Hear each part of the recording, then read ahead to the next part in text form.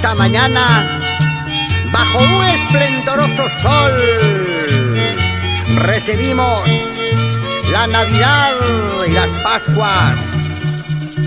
Este 25 de diciembre, la Navidad se celebra en Yanabamba. Sí, en Paurán, Yanabamba. Los mayordomos Egidio Estrada Campos y esposa Sonia Muñoz Guamanlazo invitan a celebrar este 24, 25 y 26 de diciembre en Yanabamba.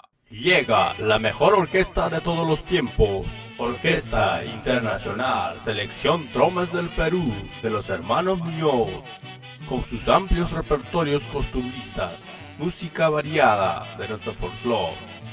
Prohibido faltar para tomar el rico guarapo y la caña pura, también la rica cerveza. Salud, salud.